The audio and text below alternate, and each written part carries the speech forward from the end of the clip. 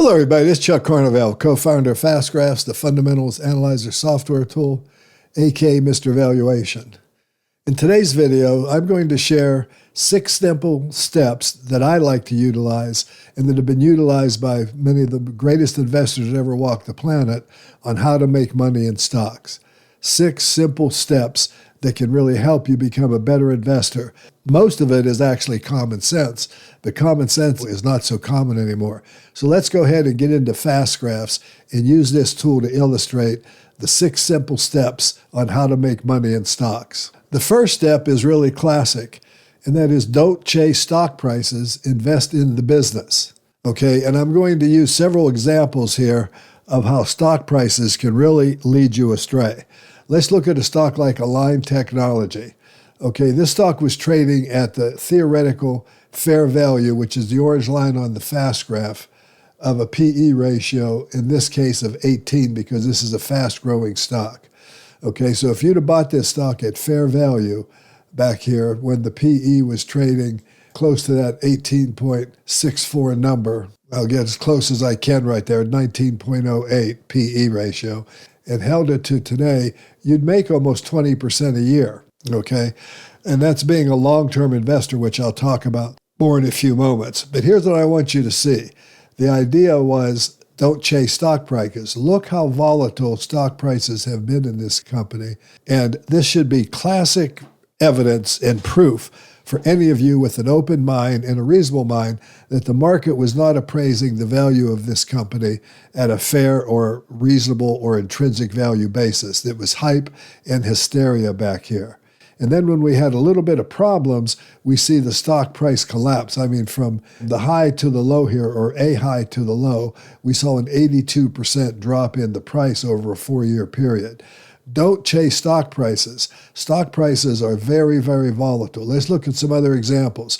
Let's look at the real estate investment trust, American Tower. Okay, now the market likes to put a premium valuation on this stock, but look what happens when the valuation got really high. When the price to adjusted funds from operations was almost 30, and if you'd have held it to where it was trading at fair value, you'd have made less than 3% a year. The point is that stock prices are very, very unpredictable, and notice again how volatile they are. So don't chase stock prices. Same with Alexandria. But I'm going to move on here. Let's look at another classic, Crown Castle. Here's a stock that the market was valuing at it's a REIT again, at a very high valuation. Okay, and you can see that those valuations don't work. Let's look at a stock like Lululemon. Okay, and Lululemon was really a tremendous growth story.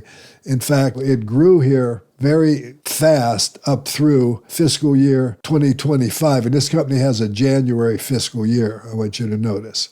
Okay, but the earnings growth was very consistent. They had one flat year during COVID. We saw an immediate correction, but then the price really ran up.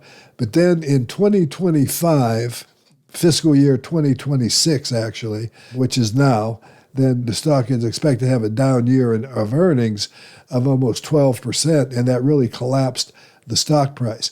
But here's the point I want to make. Don't chase stock prices, because look how volatile these prices are. And I want you to really think about this and take pause for a moment. You're an investor, okay? You bought the stock here at a high valuation. All right, immediately you saw the value of your investment drop by 16%. You put, for every $10,000 you invested, it was now only worth $8,300. If you had $100,000 invested, it was down to $83,000. That's emotionally charged, and they're causing people to be selling when they see situations like this. But then we saw this huge rise in stock price, and this can often entice people to buy, and they end up buying somewhere here. The next thing you know, a couple of months later, the stock price is down 30%, and once again, your emotions are just completely distraught. And then we had this real high valuation coming in here in January of 2024, and then that led to a real collapse in stock price, but we had a quick recovery. But now we've got this really undervalued situation where the price of the stock has fallen almost 65%. Stock prices lie, and obviously just by looking at the dynamics of the volatility here, it should behoove you to recognize that you can't trust stock prices, you can't trust the market to value a business. Now, a lot of times it's explainable, but let's look at Nike. Let's review Nike, a classic. Okay, Nike got really highly valued in 2015, and that led to 2 years of what I'm going to say subpar rates of return, actually negative rates of return. But the company was still doing okay, even though they did have a slight down year in 2018. But then the stock price rallied for some reason, even though earnings did not grow. That's, again, you can't trust stock prices. But then we had this huge rally, and I promise you, as the stock is rising like this, people start getting interested in the stock when they've seen the price rise a lot. And then oftentimes they'll buy the stock and watch. We bought it here at, say, a price of $118 a share, $125, I'm showing $118 a share. Then the price goes all the way up to $175, and you're starting to feel real smart. But then all of a sudden, next thing you know, the stock is trading down here at 87, and you paid $118 to buy it, and now you're losing a quarter of your money over this time frame. This is not the kind of emotional anxiety that allows people to stay fully invested, okay? Which leads me to the second principle, the second step to becoming a successful long-term investor. Be a long-term investor, okay? I'm going to use an example here of a stock that I recently did a video. I'm going to use FactSet Research. Okay, and the point is, if you're a long-term investor, if you buy a stock at attractive value, and here's where the fair value PE for this company growing at 12%, using a discounted cash flow analysis should be 15 times earnings. You had a really brief opportunity to buy it at those kind of multiples here, just a little bit at 08 and 09 during the Great Recession. Okay, if you held that stock all through this time frame, you would have had tremendous rates of return. Okay, you paid $39 a share, 38 and change. It's now worth $483. You can clearly see that's a huge rate of return. But when you buy a stock at a high-quality company like FactSet, you also got to buy it at the right price. You want to be a long-term investor, but you also want to buy it at the right price. Being a long-term investor allows you to ignore all this volatility that is inevitably going to be in front of you. But look what happens. The stock had all these high valuations, and the market put a premium valuation. I would never invest at these levels, but some people did, and some people will. But then we had this collapse with just a little flattening of earnings. But look at the result. If you'd have bought this stock at fair value and been a long-term investor in this company, you'd be making over 13% a year, and that's after the stock price has collapsed. I do want to make that clear, okay? That's why being a long-term investor is so powerful. It lets you avoid all the volatility and even the risk of high valuation. But there's a lot of other risks about high valuation. Look at when the valuation got high here, how the stock really did nothing. 4% rate of return over that period of time. And we have a high valuation here. Look at the rate of return now. It's minus 9% annualized. You lost 34% of your money. High valuation is very, very dangerous. So you want to invest in the high-quality company, of which FactSet clearly is. Okay, you can see how consistent their earnings growth has been, how great their dividend has been. You want to position yourself as a long-term investor because that's how you make the most money over time. It's time in the market, not market timing, that really matters. But the other point is, if you buy the stock at a fair value, you really protect yourself even during an adverse situation like we're in now. You still end up with double-digit returns. You've turned $10,000 sevenfold into $73,000 plus dividends, $83,000. You've made over 8 times your money being a long-term investor in a good business bought at the right price. Now, the next thing I want to look at, I'm going to use a stock, another example here. I'm going to look at a stock like Aflac, okay?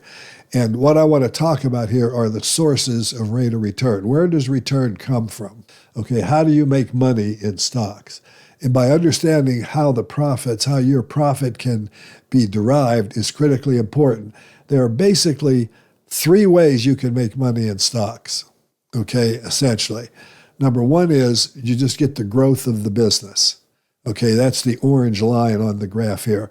The blue line is the valuation. The second way you can make money in stocks is by receiving the dividend. That's the gold line on the graph here. Okay, so you get the capital appreciation. Let's buy it on the blue line here, and let's hold it up until the fact that it's still on the blue line. And this is about an 8% grower. And what I've done is I've made an 8% annualized rate of return, very consistent to the growth. So that's my first line of defense, okay? And I paid 12 times earnings to buy it, and it's at 12 times earnings. So I'm pretty much participating in the growth of the company. My second source of income or return comes from the dividend income, the $5,773 of income that would have been paid over this time frame of owning it between the red dots here. Okay, that means I turned $10,000 into almost 4 times my money, into $37,000, and I averaged a 9% rate of return, but I got 8% growth, and the other 1.3 something percent came from the dividend. And I've had no PE ratio expansion. But let me show you something else. Let me go ahead and buy this stock again on November 30th, like I did there. Okay, and I bought it at a PE of 11.75. Today, the PE is 16. Okay, so the third source of return would be you got the growth of the business, the orange line, plus the dividend income, the gold line or the light green shaded area. And then the next you could get would be PE expansion. Your PE ratio went from 11.78 to currently a blended PE of 16. So if you held it during this period of time, you got almost 10% growth plus a nice dividend. You end up averaging almost 11% a year, making over 5.5 or 5.6 times your money over this time frame. And again, you bought it at a very reasonable price, and you got growth plus income plus PE ratio expansion that made you money. Okay, so that's the other portion. The other issue here would be diversifying properly. Okay, so let's go ahead and look at a sample portfolio here that I created in FastGraphs just to illustrate this next point about diversification. So let's look at this sample portfolio, all right? And let's look at what kind of diversification this portfolio has. It's got 23% mid-cap and 76% large cap, but sector diversification is quite broad. Real estate is a big one because that's where value was. Information technology is another big one. Financials and healthcare are also big ones. Consumer staples are pretty big, but look at the amount of diversification that existed in this portfolio.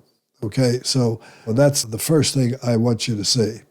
All right, now this particular portfolio has 22 companies in it. Now, academic research has suggested that once you get over 18 companies, you've used up something like 90% of all the benefit of diversification. So 22 companies, 15 to 20 companies, I like to say, or 15 to 25 companies is a reasonable number of stocks that you would be able to follow. So you want to diversify, but not too much. Like Warren Buffett said, the more stocks you add to your portfolio, the closer you become to average, and who wants to be average? Okay, but you want to have a concentrated enough portfolio where you can be selective, where you can insist on the right companies at the right price, like I said earlier, where you can also be a long-term investor, and where you can invest in good businesses and not chasing stock prices, and where you can understand where the profits come from. So step 5 is diversify properly, but avoid diversification. Not too little, not too much. 15 to 25 stocks would be my recommendation. And then step 6 would be only invest in business you understand. So let's use just a real simple example here. I think everybody would understand what Pepsi does, okay, and what they do to make their money. And again, this is a classic example. Invest in a great business at the right price. So here's an opportunity for a couple of years here to buy Pepsi. Otherwise, you had to pay premiums. Now, by the way, if you bought the stock here at fair value and held it now, even after this big drop in valuation we saw in the last couple of years, and look at Pepsi today, you're still making over 8% a year. A very respectable rate of return, consistent with what the market has produced, especially for a quality dividend-paying stock that has given you a rise in income every year. Okay, but if you overpay for the stock, like if you'd have bought it before the recession and held it till now, it's a little different time frame, but now your rate of return drops to under 6%. The only real difference here was a slight amount of time, another extra year that you held it, but you made a lower rate of return because you paid a premium valuation for it. So wait patiently, buy the stock at a better valuation, and you increase your return significantly by doing that, and you do it by taking a whole lot less risk. And you've bought a company here that you understand and you can know something about. All right, so let's kind of review the process here. Step one, don't chase stock prices. The market does not always appraise the value of stocks at the right level. You want to invest in good businesses. Be a long-term investor. I want to go back to that for a second because I want to talk about that. Here we've got a company growing at 12% a year. Okay, the business, by growing the business, the orange line, that's where you really make money. So let's look at in August of 06, this has an August fiscal year, FactSet earned $1.58. Okay, so look how long it took them to get over $3. Okay, we had to go into 2011. This is a 12% grower. You can see they had very high growth rates, but it took 1, 2, 3, 4, maybe 4.5, 5 years. From $3, by the time they get to $6, we go 1, 2, 3, 4, 5, 6 years before they double the earnings again. By the company doubling its earnings, it's doubling the value of its business. That's the point I want to get across here. All right. So when you're looking at that, when you're being a long-term investor, you've got to recognize that it takes time for businesses to generate the growth that actually increases the value. And that's why you also want to be a long-term investor, because stock prices lie, and this allows you to hold through as long as you focus on the fundamentals first. Insist on high-quality companies, but insist on them at the right price. Buy the stocks when they're trading at or near their intrinsic value. Know where your profits come from. Recognize that you get growth plus income plus PE ratio expansion or PE ratio contraction if you overpay from the stock. That third one is the big boomer that people really, I think, miss a lot. They buy the right company, they buy a company that's growing, but they pay more for it than they should, causing them to take higher risks than they should, and they end up not making the amount of money that they should because of that. Diversify properly. Don't own too many, don't own too little. You want to protect yourself. And the reality of a business in a good, high-quality business like I'm talking about here, going 100% belly up is very, very remote. You can have stocks that could be losing you money if their fundamentals deteriorated. Nike was a kind of a good example of that. I can show you others, but the point I'm getting at is that's going to happen rarely. But if you buy 22 companies, research those companies thoroughly so that you understand what their businesses are, you can stick with those companies regardless of the bouncing stock price ball. Okay, and that means only invest in business you understand. The better you know your company, the easier it's going to be for you to basically make money. Now, I've posted this article. This is available at FastGraphs for those of you who are subscribers under our Learning Center. But I've posted this article at the bottom of this video because it's a simple article I went that kind of summarizes the things that I've covered here in this video. All right? These are 6 simple steps that can really help you be a successful investor in stocks over time. It allows you to have a good plan and allows you to keep your emotions in check. Anyway, this has been Chuck Carnevale. I hope you enjoyed this video.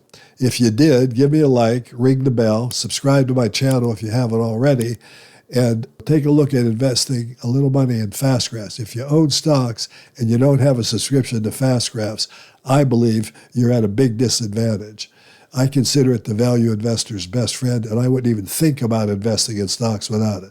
Thanks for watching. Talk to you again real soon.